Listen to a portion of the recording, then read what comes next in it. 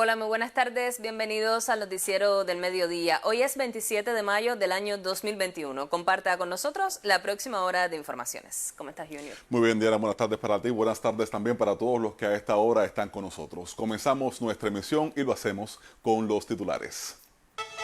Visita Díaz Canel, Pinar Río y Artemisa para abordar temas del 8º Congreso del Partido. Rechaza Cuba calumnias de Estados Unidos sobre cooperación contra el terrorismo. Pondera ministro de Salud Pública de Cuba necesidad de la unidad y cooperación para enfrentar desafíos de la pandemia de COVID-19. Ya comenzamos con las informaciones. El primer secretario del Partido Comunista de Cuba y presidente de la República, Miguel Díaz-Canel Bermúdez, y el secretariado del Comité Central iniciaron en Pinar del Río un intercambio para seguir dando vida al 8º Congreso de la organización. Esta es la primera reunión de un recorrido que incluirá todas las provincias para evaluar el trabajo partidista. Los intercambios nos permitirán adecuar lo que hemos diseñado. Así explicó el miembro del Buró Político y secretario de Organización y Política de Cuadros del Comité Central, Roberto Morales Ojeda. Se pretende, agregó, que todas las estructuras del partido y el gobierno, UJC y las organizaciones diseñen acciones concretas sobre lo evaluado y discutido en el Congreso. El primer secretario del partido en Pinar del Río, Julio César Rodríguez Pimentel, presentó el informe de las proyecciones de trabajo para adecuar el compendio de ideas, conceptos y directrices en cada estructura de la organización política. A propósito de la labor de los jóvenes pinareños en la investigación y el enfrentamiento a la pandemia, Morales Ojeda llamó a convertir cada reunión de los comités de base de la UJC en un espacio de motivación para intercambiar sobre sus preocupaciones y necesidades de la juventud.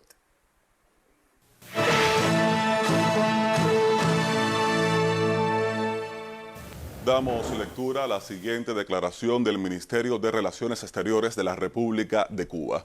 El Ministerio de Relaciones Exteriores rechaza en los términos más categóricos la certificación que hace el Departamento de Estado de Estados Unidos de que Cuba no coopera plenamente con los esfuerzos antiterroristas de los Estados Unidos, anunciada el 25 de mayo de 2021 en el registro federal de ese país. El gobierno de Donald Trump había emitido esta misma calificación el 2 de junio de 2020 como paso previo para la inclusión de Cuba en la lista del Departamento de Estado sobre estados que supuestamente patrocinan el terrorismo internacional, que se hizo pública el 11 de enero de 2021, unos días antes de la toma de posesión del presidente Joseph Biden y con el claro propósito de condicionar la conducta de este hacia nuestro país. Se trata de una acusación totalmente infundada y utilizada con fines políticos que intenta justificar las agresiones contra Cuba, incluido el inhumano bloqueo económico, comercial y financiero que sufre nuestro pueblo.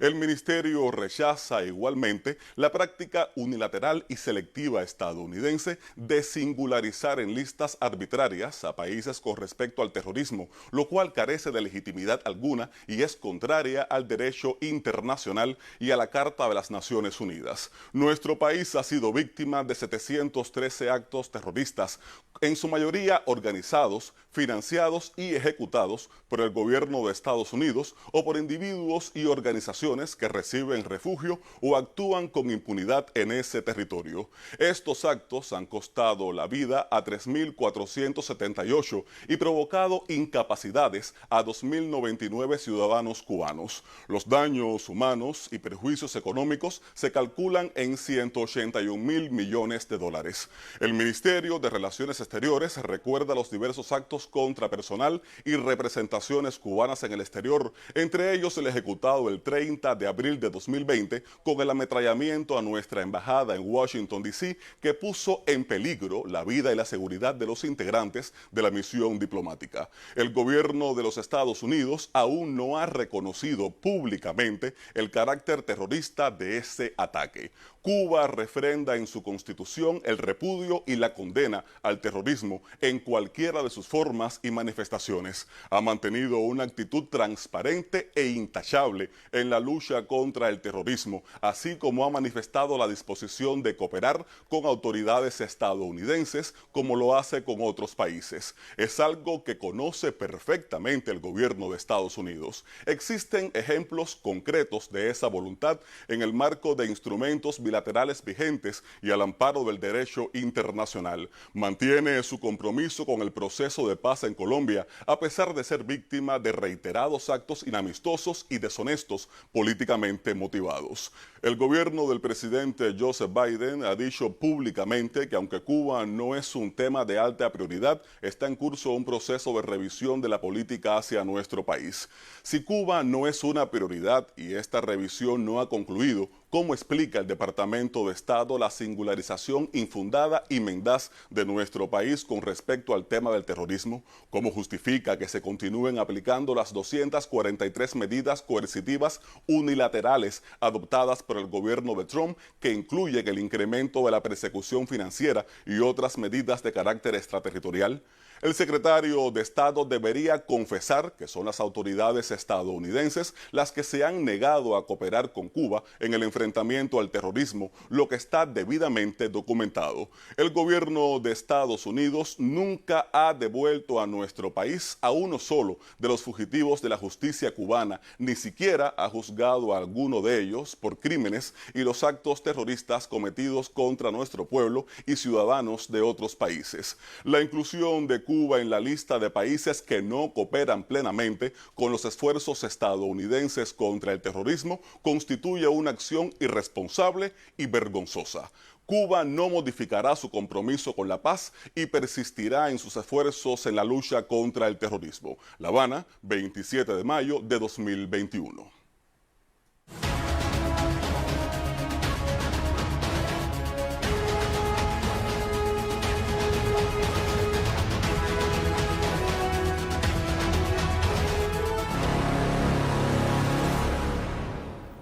El director nacional de epidemiología del Ministerio de Salud Pública, doctor Francisco Durán García, informó que al cierre de este miércoles Cuba reportó 1.102 nuevos casos de COVID-19. Se comunicó también el fallecimiento de 9 personas a causa de la enfermedad y de 1.324 altas médicas. La Habana es el territorio que mayor cifra de contagios presenta. Santiago de Cuba, Pinar del Río, Camagüey, Ciego de Ávila y Matanzas presentan también una compleja situación epidemiológica, de ahí el llamado reiterado de las autoridades sanitarias a cumplir con las medidas de protección orientadas. Luego de procesar más de 23.000 pruebas en todo el territorio nacional, fueron conocidos estos resultados que evidencian el complejo escenario epidemiológico de Cuba, marcado por un virus más contagioso y letal debido a las cepas que circulan actualmente en la nación. Nuevas cepas circulantes que se han identificado en Cuba, pues está la de Sudáfrica, que además hay que decir que es la que más ha circulado y está circulando en Cuba. Se ha detectado de una manera importante aquí en La Habana, en la provincia de Matanzas. Realmente donde se hacen los estudios es la que está con un comportamiento más elevado en estos momentos. Se ha detectado la cepa de California, de Estados Unidos. Se dice los países porque es donde se identifican inicialmente.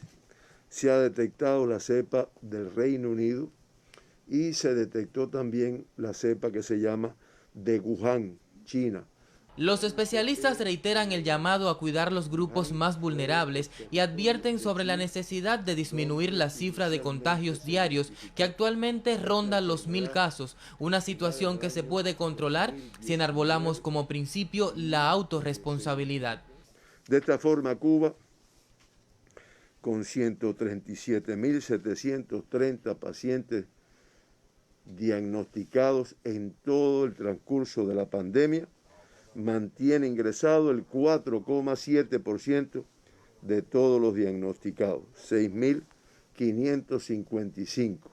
Cifra de activos elevada, como hemos dicho o como dijimos inicialmente. De esos 6.555, el 97,8% se encuentran con una evolución clínica estable. inaceptable. Aunque los ensayos clínicos e intervenciones sanitarias con los candidatos vacunales avanzan favorablemente y nos acercan a la inmunización, es necesario aumentar la percepción de riesgo y cumplir estrictamente con las medidas higiénico-sanitarias, elementos claves en esta lucha contra la COVID y la más efectiva, protección. Leonardo Ferrer Llopis, Sistema Informativo de la Televisión Cubana. El Consejo de Defensa Municipal de San José de las Lajas, en Mayabeque, reestructura los servicios a la población. Ello responde a la compleja situación sanitaria del territorio.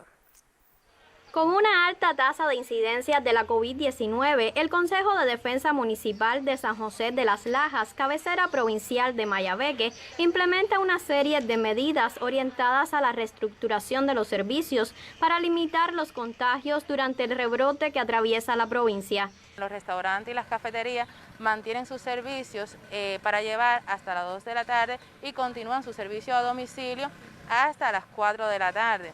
En las bodegas los horarios se mantienen de 7 de la mañana a 11 de la mañana y de 2 de la tarde hasta las 4 de la tarde. Las acciones implementadas por sí solas no son suficientes para detener el rebrote de la enfermedad en la provincia, por lo que el Consejo de Defensa en el territorio exhorta a cumplir de forma integral las medidas de protección y distanciamiento físico.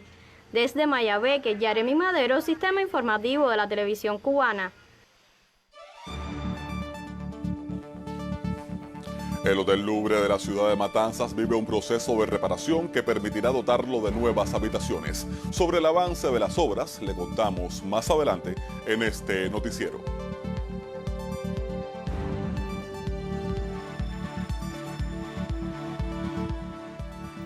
Ahora continuamos con otros temas. El ministro de Salud Pública de Cuba, doctor José Ángel Portal Miranda, intervino hoy en la reunión virtual de los ministros de Salud del Movimiento de Países No Alineados como parte de la edición 74 de la Asamblea Mundial de la Salud. Portal Miranda ratificó el compromiso de nuestro país con el multilateralismo y la cooperación internacional como vías para garantizar una respuesta eficaz ante la COVID-19. En su intervención, el titular de Salud Pública de Cuba aseguró que la nación hace frente a una de las mayores epidemias que la ha azotado. Contrarrestar el impacto de la COVID-19 ha demandado esfuerzos admirables de los profesionales de la salud, de los científicos, del gobierno y de todo el pueblo en medio de carencias y obstáculos impuestos por la política de bloqueo estadounidense. Complejo es el escenario en el que Cuba hace frente a una de las mayores epidemias que ha azotado la nación, al recrudecimiento del injusto bloqueo económico, comercial y financiero impuesto por el gobierno de Estados Unidos, se ha sumado la aplicación deliberada de inhumanas medidas coercitivas unilaterales que impiden el acceso a recursos esenciales para el desarrollo de medicamentos e insumos que respaldan el combate al virus. En medio de esta asfixiante guerra económica y otras carencias que demandan del gobierno y del sector de la salud enormes esfuerzos, nada ha impedido implementar acciones con el propósito de proteger la vida de todo nuestro pueblo. Portal Miranda detalló que Cuba prioriza la vida y desarrolla acciones desde la atención primaria. Combina acertadamente el hacer de sus profesionales con el elevado sentido del deber y humanismo de la salud pública cubana. Un respaldo incuestionable al enfrentamiento de la epidemia en el territorio nacional lo ha sido también el desarrollo de la industria médico-farmacéutica y biotecnológica nacional, cuyas producciones se han empleado en el tratamiento a esta enfermedad. Con orgullo puedo hablarles, además, sobre el desarrollo de 5 candidatos vacunales propios, a partir de los resultados obtenidos en 2 de ellos, Soberana 02 y Abdala, ambos en fase 3 de ensayo clínico. En días recientes iniciamos una intervención sanitaria en grupos y territorios de riesgo que está avanzando de manera muy favorable. En la reunión virtual de ministros de salud del Movimiento de Países No Alineados, el doctor José Ángel Portal Miranda aseguró el apoyo de Cuba a la inmunización de otras naciones, una vez que finalicen los estudios y vacunación en territorio nacional. Además, ratificó la necesidad de hacer juntos para proteger a la humanidad ante los desafíos innumerables que la acechan. Rosana Rodríguez, Sistema Informativo de la Televisión Cubana.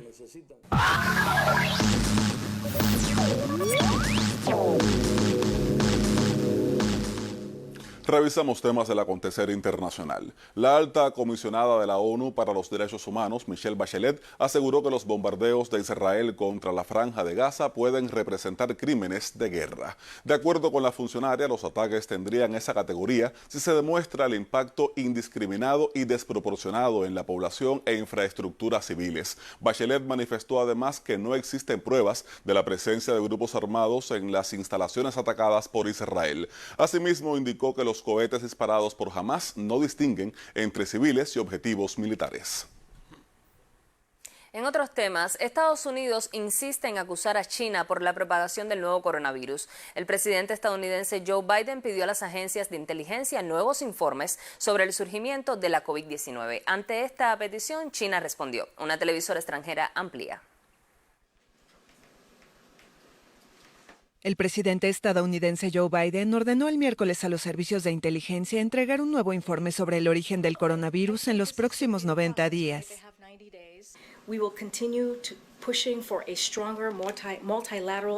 Seguiremos insistiendo en una investigación multilateral sobre los orígenes del virus en China y seguiremos presionando a China a que participe en una investigación internacional completa, transparente y basada en evidencias, con el acceso necesario para llegar al fondo de un virus que ha cobrado más de 3 millones de vidas en el planeta. Por su parte, el Ministerio de Asuntos Exteriores chino acusó a Washington de difundir teorías conspirativas y desinformación con la teoría del laboratorio. Si Estados Unidos realmente quiere transparencia total, entonces debería, como hizo China, invitar a expertos de la OMS a visitar Estados Unidos e investigar y abrir la base militar de Fort Detrick lo antes posible, así como todos los laboratorios biológicos que Estados Unidos tiene alrededor del mundo. Más noticias. La Agencia de Manejo de Emergencias de Nigeria informó este jueves sobre el naufragio en el río Níger de una embarcación con 160 pasajeros a bordo, de los cuales sobrevivieron 22 y el resto está desaparecido.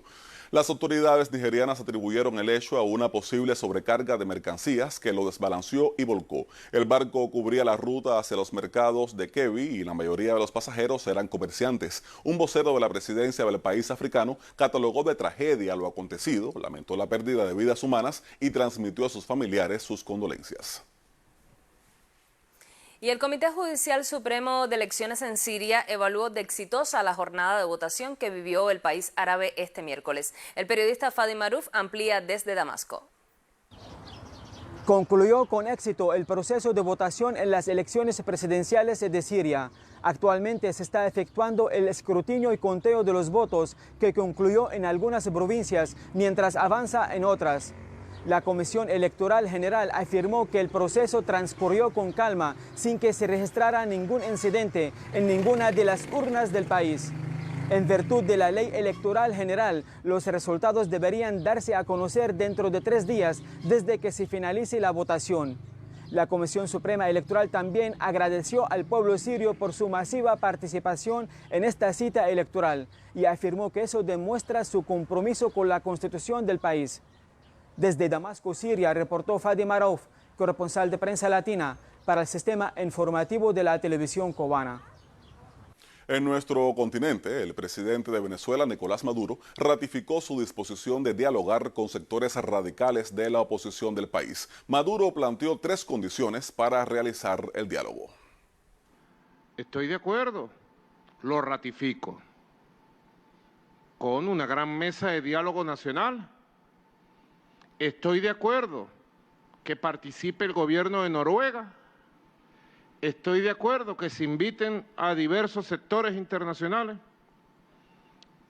Pero lo primero que yo pongo en la mesa son 3 puntos. El primero de todo, el levantamiento inmediato de todas las sanciones y medidas coercitivas unilaterales contra Venezuela. Inmediato, completa. Segundo punto, el reconocimiento pleno de la Asamblea Nacional Legítima y de los poderes establecidos en Venezuela. Y tercer punto, la devolución de las cuentas bancarias a las instituciones y de los activos a las instituciones como PDVSA, Banco Central de Venezuela y otras más. 3 punticos, pues. En medio del escenario de crímenes y ultrajes en Colombia, el gobierno solicitó al Senado aprobar el ascenso del comandante de la policía Jorge Luis Vargas al grado de general. Congresistas y organizaciones sociales convocaron a un tuitazo en rechazo a esta decisión. Medios de prensa informan que más de 200 personas resultaron heridas en las últimas horas durante una nueva jornada de represión por el Escuadrón Móvil Antidisturbios de la Policía Nacional. A 30 días del inicio de las manifestaciones, organizaciones humanitarias reportan 3.155 hechos de violencia policial, más de 43 asesinatos y 22 por violencia sexual. El Comité Nacional del Paro convocó al fortalecimiento de las marchas de las protestas.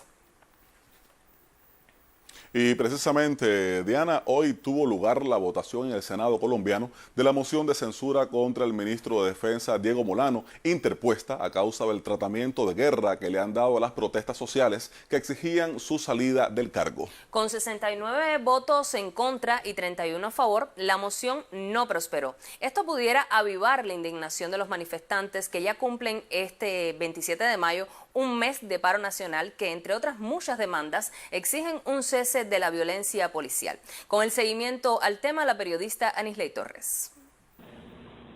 Buenas tardes. Un mes de paro y realmente no está del todo claro cuánto más pueda durar esta situación de crisis multicausal en Colombia, porque cada nuevo zarpazo represor, lejos de intimidar a los manifestantes, pues sirve de combustible a su ira. Duque y su equipo, al menos el que le va quedando, porque ya hemos visto que varios han optado por abandonar el barco antes que termine de hundirse, le han apostado a todo tipo de estrategias sin abandonar jamás la mano dura y soñando con un desgaste natural de la protesta. Han intentado desde echarle la culpa a la oposición interna hasta hablar de complot de gobiernos extranjeros. Han pasado por la casi siempre factible táctica de desviar la atención mediática hacia un suceso más polémico, pero no han dado pie con bola con el elemento disuasorio indicado. A la par siguen con la iniciativa del diálogo que en teoría debería ponerle fin a las calles desbordadas, pero aquí hay varios aspectos que hacen de ese intento de consenso un total fracaso. Primero, el Ejecutivo abre el diálogo pero prefiere monologar y no cede en cuestiones esenciales. Segundo, aún se acuerdan algo de peso que dé tregua a los parados. Hay demasiado escepticismo en los colombianos porque la historia de pactos traspapelados e incumplidos es la regla. Solo pensar que si el acuerdo de paz con carácter internacional se irrespeta a diario, ¿qué podrá quedar para un pliego de oficina que solo persigue poner un parche momentáneo?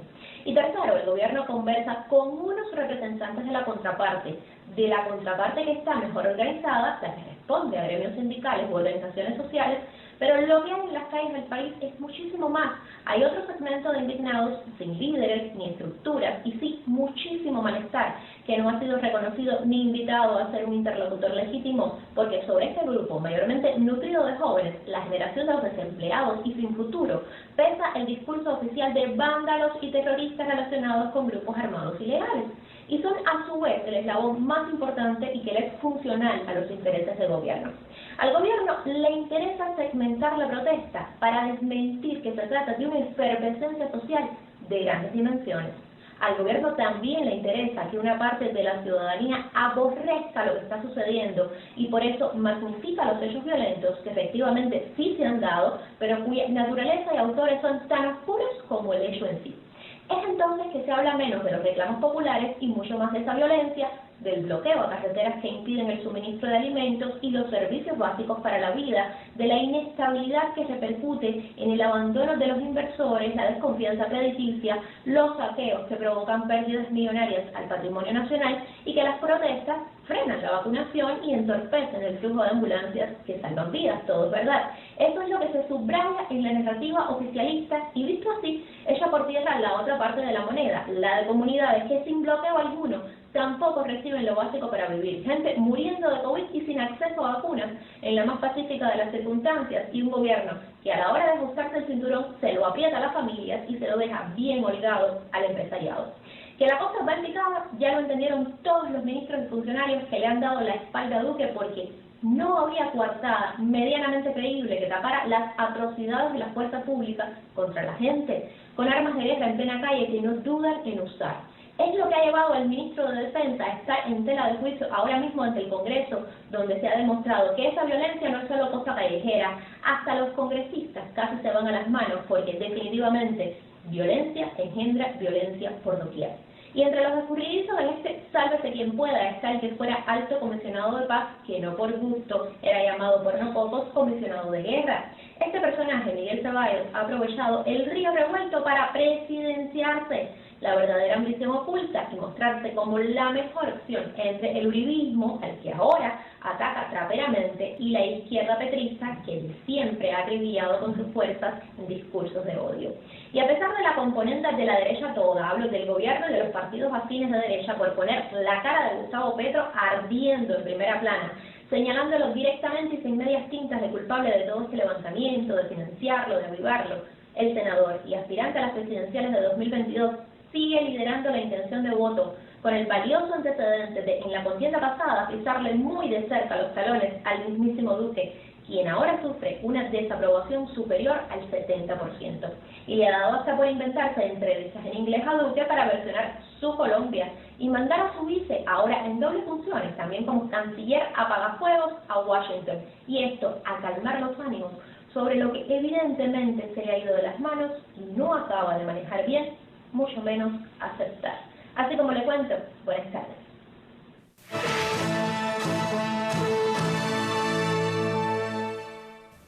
Desde 1974, cada 5 de junio se celebra el Día Mundial del Medio Ambiente. Desde Naciones Unidas buscan concientizar a la humanidad sobre el cuidado y preservación de los ecosistemas. Y a pesar de la pandemia, Cuba desarrollará varias actividades que llegarán a las comunidades. La reparación de los ecosistemas significa devolver la vida al planeta Tierra. De ahí que este año Cuba dedique un amplio programa de actividades a la restauración de los ecosistemas, avalado por un programa de las Naciones Unidas que tiene como lema internacional Reimagina, Recrea y Restaura. Dice que cada 3 segundos el mundo pierde una superficie de bosque equivalente a un campo de fútbol. Y tan solo en el último siglo hemos destruido la mitad de nuestros humedales.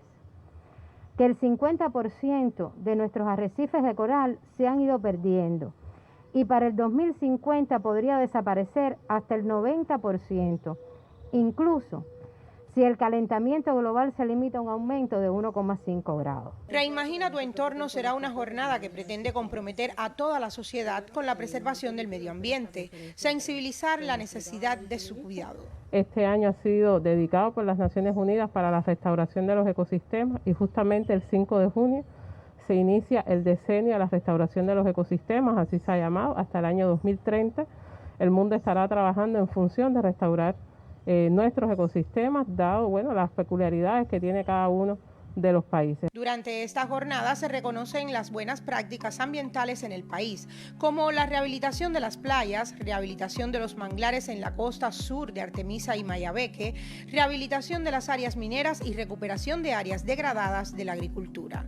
Los comités de defensa de la revolución en la capital organizarán la actividad Deja tu huella en toda Cuba para la siembra de árboles, una oportunidad que compromete a la familia desde cada comunidad. Maray Suárez, Sistema Informativo de la Televisión Cubana.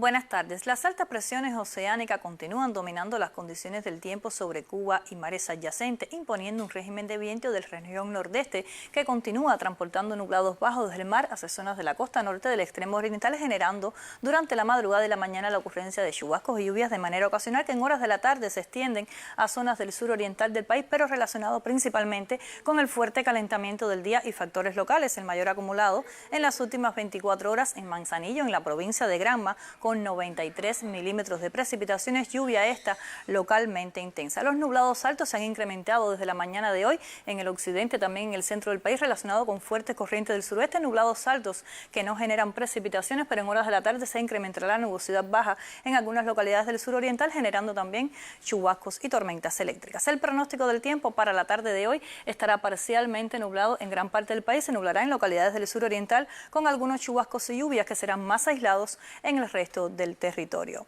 En la noche se mantiene parcialmente nublado en gran parte del país, con poca nubosidad en algunas localidades de la región occidental. Las temperaturas máximas en la tarde de hoy con valores entre 30 y 33 grados Celsius, 34 grados en la provincia de Granma, y en la noche las temperaturas entre 24 y 27 grados Celsius. Los vientos del nordeste al este con velocidades entre 10 y 25 kilómetros por hora hasta 30 kilómetros por hora en zonas de la costa norte occidental, y pueden haber rachas superiores. Habrá oleaje en la costa norte de la región oriental, poco oleaje en el resto de la costa norte, así como desde Punta de Maicía hasta Cabo Cruz, y mar tranquila en el resto de la costa sur. En resumen, para hoy un día cálido con algunos chubascos y lluvias en la región oriental. Esto es todo en cuanto a la información meteorológica. Tengan todo feliz tarde y hasta mañana.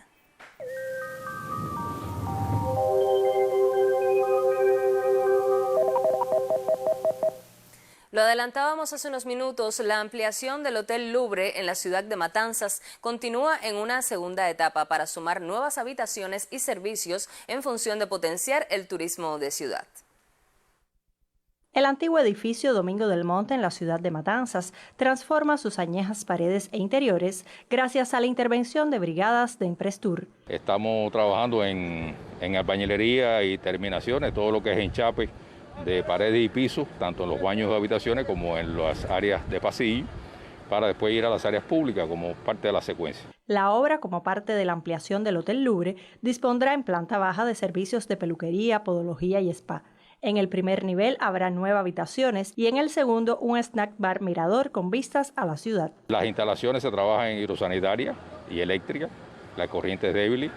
Ya comenzamos con el falso techo que vaya cerrando las habitaciones, que nos va permitiendo una secuencia de aplicación de masilla tanto en techo como en pared, para próximamente entrar ya en el periodo de afectación y terminaciones de los locales. Desde finales de 2019 se ejecutan las labores con énfasis en el rescate de los elementos arquitectónicos de la época, arcos, vitrales, patio interior y los saltos puntales. En la cubierta estamos trabajando en el impermeable, con mantas impermeables y colocación de racilla para la protección. Y vamos avanzando ya alrededor de un 60% de ejecución, que nos permite, de cara a la terminación de la obra, estar en una buena etapa constructiva. La intervención en el edificio Domingo del Monte complementa la última etapa de la ampliación del Hotel Louvre, la cual aportará un total de 50 habitaciones y variados servicios para clientes nacionales y extranjeros que opten por disfrutar del turismo en la ciudad de Matanzas. Eliane Taguas Merino, Sistema Informativo de la Televisión Cubana.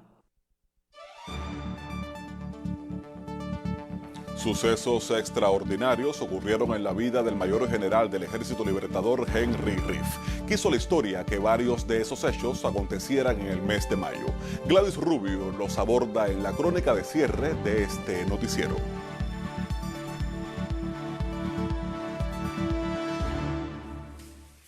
El personal de salud del Hospital Militar Octavio de la Concepción y La Pedraja en Camagüey ha atendido a más de 1.900 pacientes con COVID-19. Sus trabajadores reciben por estos días la segunda dosis del candidato vacunal Abdala.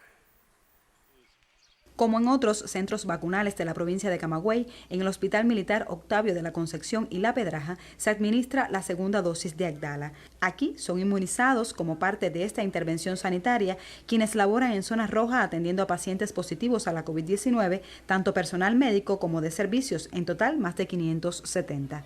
Hasta ahora todos son reacciones ligeras, digamos escalofrío, digamos algunas personas han tenido epigastralgia, dolor en el sitio de la puntura, o sea, donde se le inoculó la vacuna, pero más nada preocupante. En este hospital, desde que inició el enfrentamiento a la COVID-19, se han atendido más de 1.900 pacientes, labor en la que al personal de salud no le ha faltado excelencia, por lo cual acceden hoy al candidato vacunal Abdala como vía para garantizar inmunidad. He tenido durante este tiempo de pandemia 2 grandes satisfacciones.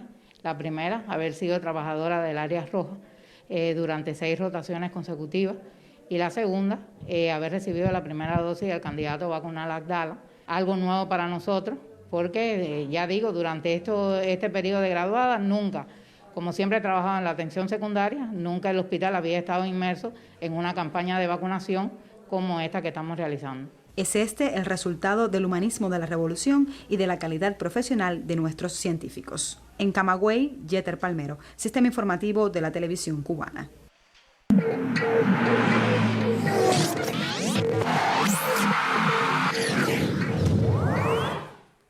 Muy buenas tardes, sea bienvenido a este segmento con la actualidad deportiva. La selección cubana de béisbol, que intervendrá próximamente en el Preolímpico de las Américas, celebrará esta noche un choque de confrontación ante su similar de República Dominicana. Sobre este enfrentamiento, el colega Roberto Ramírez conversó con el jefe técnico Ricardo Ismendi. Que todo, un saludo, ¿no?, a toda la de la audiencia de Cuba. Bueno, creo que hoy es importante, vamos a jugar con Dominicana en la noche de hoy a las 7 de la noche. Ahí vamos a hacer un modelaje, ¿no?, de lo que va a ser el preolímpico. Vamos a ver algunos jugadores en el line-up para ver cómo han estado, sobre todo los jugadores que vienen de Japón. Acuérdense que la diferencia horaria es bastante significativa, y ver cómo están ellos para tenerlo y ponerlo a punto para el juego del día 31 contra Venezuela. En esa misma línea, ¿cómo se trabajaría el picheo?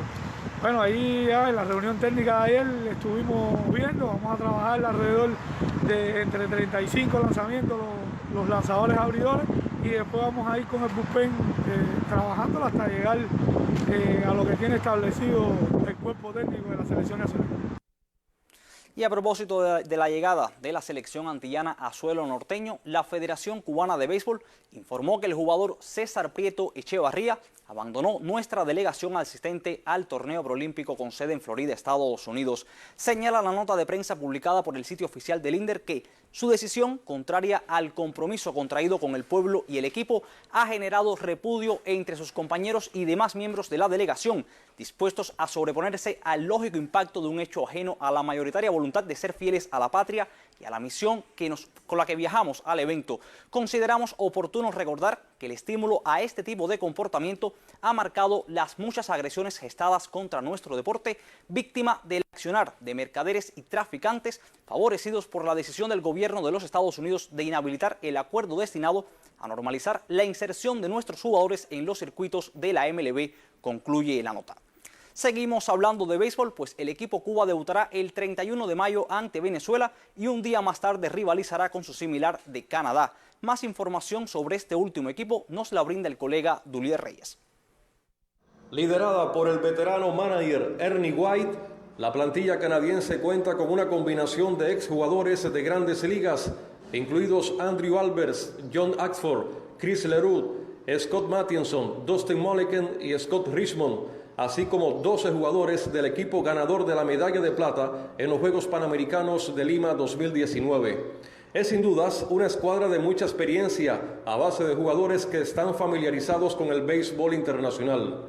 Pero también luce en su nómina jóvenes con marcado talento como Jacob Roxon, un jardinero de 5 pies, 10 pulgadas y 185 libras, quien es en realidad el jugador más popular en el sistema de granjas de los Tigres de Detroit.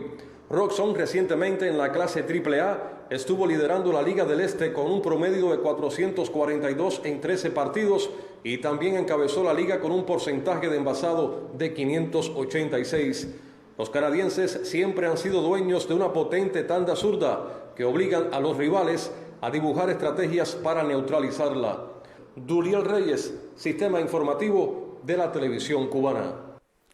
Pasamos ahora a notas del deporte ráfaga. El cubano Karel Guzmán jugó uno de los mejores partidos de toda la temporada para guiar el segundo triunfo del Club Napoca en las semifinales de la Liga Nacional del Baloncesto en Rumanía. En la victoria 89 cartones por 67 ante Voluntari, el capitalino finalizó el encuentro con 22 puntos, 7 rebotes y 3 asistencias, actuación que le valió para ser reconocido con el premio al jugador más valioso del partido. Karel estuvo inmenso desde la larga distancia, donde encestó 6 de sus 7 disparos, además de anotar 2 canastas desde el perímetro. Sus 22 unidades significan la mayor cantidad para él en su paso por la Liga de Rumanía. Ahora Club Napoca se pone delante 2-0 en la serie al mejor de 5. El tercer desafío tendrá lugar el próximo lunes 31 de mayo. Cambiamos de tema y es que el presidente de la Federación Cubana de Judo y comisionado nacional, Rafael Manso, fue reelegido en el Comité Ejecutivo de la Confederación Panamericana, que realizó su Congreso General Ordinario de forma virtual. Y siguiendo con este deporte, por estos días el judoka matancero Andy Granda intensifica su preparación con la mirada puesta en el Campeonato Mundial y los Juegos Olímpicos de Tokio. La preparación para el Mundial y los Juegos Olímpicos marcha bastante bien, pese a las dificultades que hemos tenido el coronavirus. Pero bueno, hace ya varias semanas estamos entrenando aquí en la burbuja que nos creó la escuela, y con la ayuda de nuestros compañeros esperamos salir bien en el Mundial y en las Olimpiadas. Y en el ámbito personal espero regresar con medalla para el pueblo de Cuba, para darle el alegrón que tanto espera. Proseguimos con informaciones del más universal de los deportes, y es que el Villarreal se proclamó campeón de la Europa League tras imponerse al Manchester United en una maratónica tanda de penales. Hemos tenido que lanzar 11 penaltis y marcarlos todos, que ha sido impresionante, espectacular y muy difícil de repetir. Desde luego, si Rulli lo planea, no le sale así. El guardameta argentino, suplente en Liga, decidió el primer título continental del Villarreal. Explosión de emociones de unos futbolistas que, piénsenlo bien, nunca se habían visto en una situación similar. Tiempo para desatar tanta emoción contenida, cada uno como podía, y para recordar a los que ya no están en el equipo, pero que, como Bruno y Cazorla, no andaban muy lejos de allí. Reconocimiento al entrenador con más títulos de la UEFA Europa League. Al de anoche suma los 3 que consiguió con el Sevilla. Y la verdad que muy orgulloso. Lo que sí hemos hecho este año ha sido en esta Europa League una trayectoria impecable. Con una final en la que se adelantaron con el gol de quién sino, de Gerard Moreno en la primera parte. Empató luego Cavani, experiencia y gol le sobran al uruguayo, pero esa experiencia en finales no le valió a los ingleses para decidir el choque antes de una tanda de penaltis larga, tensa, difícil de olvidar para De Gea. Inolvidable también para un club humilde, ejemplo de constancia y de trabajo durante años. Un equipo pequeño, de un lugar pequeño, que anoche, frente a un gigante como el United, se coronó rey en Europa. Por último, le informo que en la Liga Japonesa de Béisbol, el cubano Leonis Martín disparó hoy su 16º jonrón de la campaña, con lo que se mantiene líder absoluto en este departamento en todo el certamen nipón. Y de esta forma estamos poniendo punto final a este tiempo con los deportes. Tenga usted muy buenas tardes.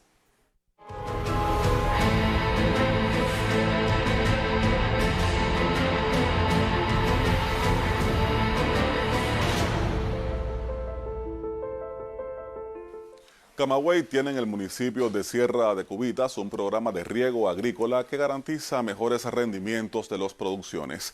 Los cultivos varios son los más beneficiados. El programa alimentario en Camagüey va creciendo gracias a la recuperación del riego en los cultivos de Sierra de Cubitas, municipio con la responsabilidad de aportar el 80% de sus producciones a la capital agramontina. Ahora el maíz, la yuca, el plátano, boniato, la calabaza y otros cultivos aumentan sus rendimientos debido a la incorporación de nuevas fregat, las que favorecen un mejor ritmo de cosecha. Hoy estamos enfrascados en el montaje de las primeras 7 máquinas. Ya de ellas tenemos unas 470 hectáreas, abarca este primer impacto del montaje de los sistemas de riego. Ya hoy la empresa cuenta con 729 hectáreas bajo riego. De ellas ya 529 están en explotación y nos van quedando 221 hectáreas que deben estar finales de mes, terminándose las labores de preparación para su futura siembra. El mayor polo productivo que tiene hoy, con agua, con los recursos humanos posibles para obtener las producciones para Camagüey, es Sierra de Cubitas. Por tanto, se está empeñando todo en Sierra de Cubitas para lograr, como se llama, obtener producciones que logra satisfacer por lo menos el 70% de la comida y el 72% de la comida de Camagüey. Los trabajadores de 2 VPC y una granja estatal pertenecientes a la empresa agropecuaria Cítrico Sola tienen un gran reto: apoyar con eficiencia y elevada producción a la población agramontina. En Camagüey, Luis Naranjo, Sistema Informativo de la Televisión Cubana. La instalación de un bypass en la conductora principal de Ciego de Ávila elevará la eficiencia del servicio y ampliará las prestaciones a zonas periféricas de la ciudad. Los trabajos planificados un mes atrás requieren del empeño de varias brigadas para cortar el tiempo de ejecución. Luego de aplazar los trabajos por las afectaciones eléctricas, se iniciaron al unísono en varios puntos de la ciudad para cumplir los objetivos de erradicar todas las deficiencias en el bombeo de agua en el mayor acueducto de Ciego de Ávila, que ha enfrentado muchos tropiezos para garantizar un servicio de excelencia. Inclusive nos va a permitir mover el agua y que ésta llegue a lugares que hoy se ha visto afectado, que la población no lo está recibiendo como tradicionalmente lo hacía, y así reducir el tiro de agua en pipa teniendo en cuenta la situación con el combustible que hay, que está muy limitado. Los días no alcanzan para realizar todas las tareas por la complejidad de las ejecuciones. Las noches hacen falta también y eso lo comprobó el Consejo de Defensa Provincial con su presidente a la cabeza. Esta es la inversión más importante que está haciendo la empresa provincial de acueducto, después inclusive de haber concluido hace unos días la conductora de 6 kilómetros de La Estrella que abastece a la cabecera municipal del municipio de Majagua. También esa fue ejecutada por la UEB Provincial de Logística, Mantenimiento y Equipo, perteneciente a nuestra empresa, y hoy estamos aquí realizando, que esta es la más importante de todas, porque además por la envergadura que tiene.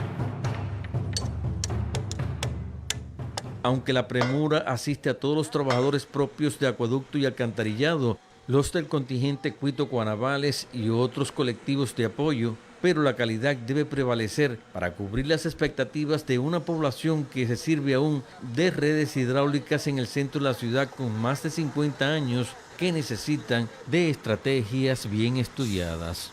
Desde Ciego de Ávila, Osvaldo Sánchez Naranjo, Sistema Informativo de la Televisión Cubana.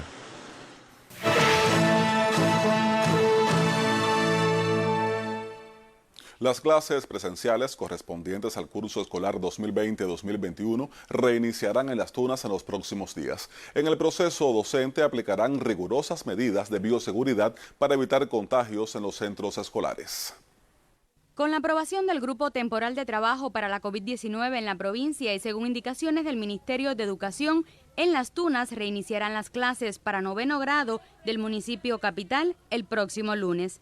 Estos estudiantes prácticamente tienen todas las evaluaciones o las evaluaciones que necesitan para promover el curso las tienen realizadas, y hay que decir también que el 9º grado articula con el 10º grado en el curso en el cual egresan, y estaríamos realizando un grupo de actividades con ellos en esa semana, con lo cual consideramos un tiempo prudente para concluir con este grado, porque hay que decir igual que los estudiantes salieron de las escuelas con la orientación de observar y prepararse en las orientaciones que se están dando por la televisión, de manera que nosotros lo que cambiamos fue la modalidad del curso. El resto de los grados retomarían la docencia a partir del 7 de junio y de manera gradual. Siempre tendríamos en cuenta lo que han recibido por la televisión y lo que nos corresponde concluir en materia de contenido, y haríamos sus evaluaciones en la fecha que están calendariada. Todo esto lleva además una explicación a los claustros de profesores,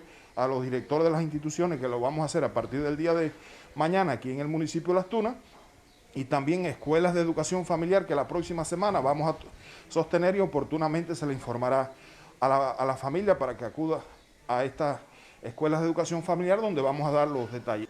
Nilser Piñeda Cruz, director provincial de Educación, también informó que el próximo calendario escolar iniciará en septiembre. Desde Las Tunas, Yeleni Fernández García, Sistema Informativo de la Televisión Cubana.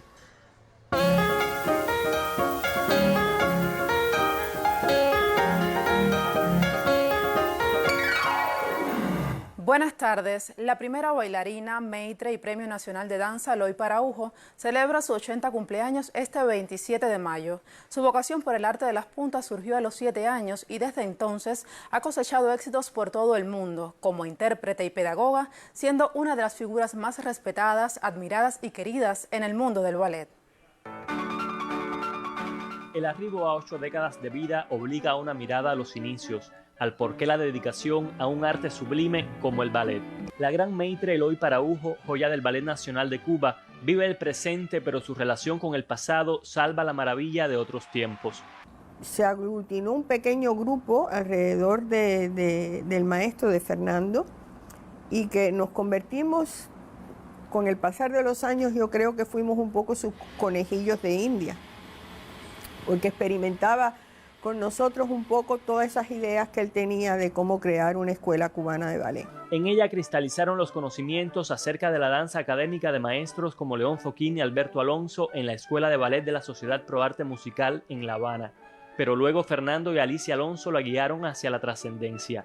Su paso e impronta por compañías como la del Teatro Bolshoi de Moscú En el Real Ballet danés, así como en los ballets de Roland Petit y entre otros el Bayard de Lausana, inspira hoy el envío de felicitaciones desde todas partes del mundo.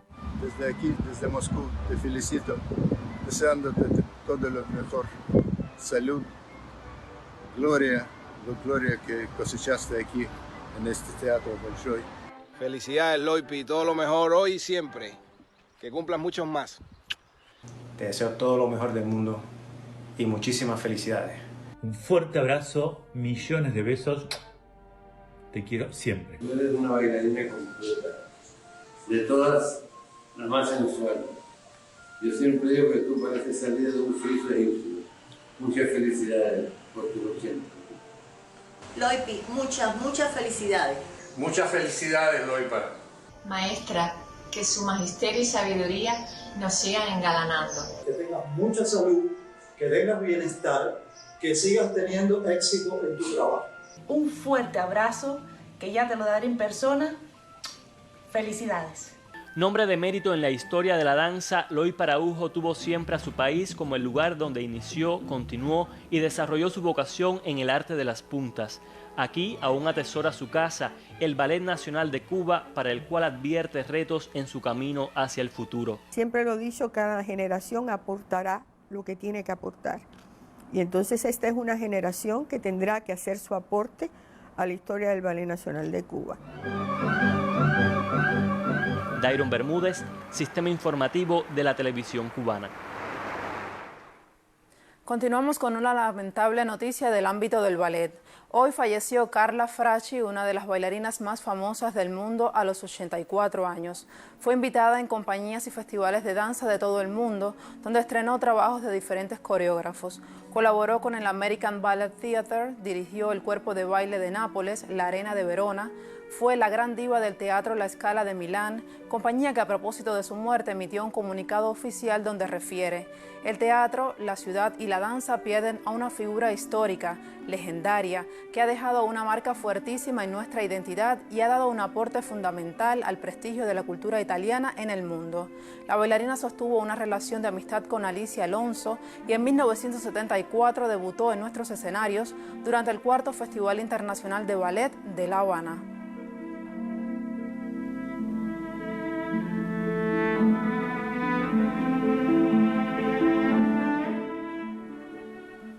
Más noticias. La Brigada de Instructores de Arte José Martí en Camagüey celebra por estos días el 6º Festival Escaramujo. Tenemos detalles. Desde sus distintas maneras de hacer, los instructores de arte en Camagüey promueven iniciativas en las manifestaciones con creatividad e imaginación. Por causa de la COVID-19, la 6ª edición del Festival Escaramujo se desarrolla de manera virtual y no competitiva. Este año se lograron mandar de las 7 manifestaciones de arte alrededor de 40 trabajos, entre artes visuales, danza, música, teatro, literatura y audiovisual. Todo se hizo de manera online por la situación de la pandemia en el país, pero como tal se lograron hacer buenos trabajos.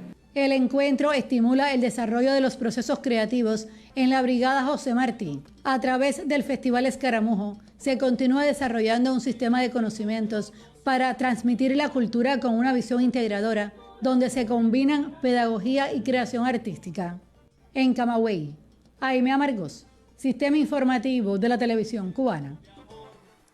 Y me despido con la felicitación al maestro Joaquín Betancourt, director de orquesta y Premio Nacional de Música 2019, que hoy celebra 70 años de vida. Buenas tardes.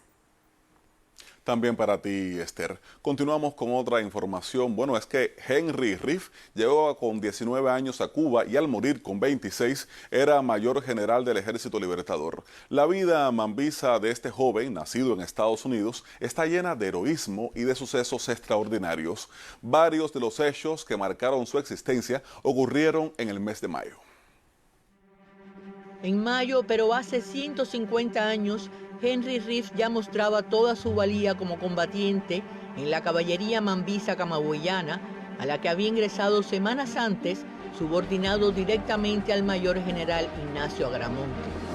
Tanto se destacó el inglesito como combatiente, que ese mismo año de 1871 integra la selecta lista de 35 hombres elegidos por Agramonte para realizar el espectacular rescate del brigadier Julio Sanguilí, cautivo de una columna española. En 1873, el 11 de mayo, ya oficial de la tropa del Mayor, participaría Riff en el combate de Jimaguayú, donde perdiera la vida el mayor general Ignacio Agramonte. Por sus méritos, llegaría a liderar en 1874 la primera división del Camagüey. Para entonces combatía utilizando una prótesis metálica en su pierna derecha, destrozada por disparos, con un dispositivo que lo fijaba a la cabalgadura. Seguiría su trayectoria primero al mando de las tropas que combatían en Cienfuegos y Occidente, después liderando la arriesgada vanguardia de las columnas invasoras de Maceo y Gómez. Había llegado Henry Riff a Cuba en 1869, a inicios de mayo, en una expedición por la bahía de Nipe, y pocos días después, junto a otros combatientes, fue capturado por los españoles y fusilado. Lo dieron por muerto y con 4 heridas, para dicha de Cuba, escapó ese 27 de mayo. Gladys Rubio, Sistema Informativo de la Televisión Cubana. Y con esta historia concluye el noticiero del mediodía. Espere más informaciones en la emisión de la tarde de Canal Caribe y el noticiero estelar de las 8 de la noche. Recuerde cuidarse mucho, por favor. Gracias por su atención y hasta mañana. Nos vemos mañana. Buenas tardes.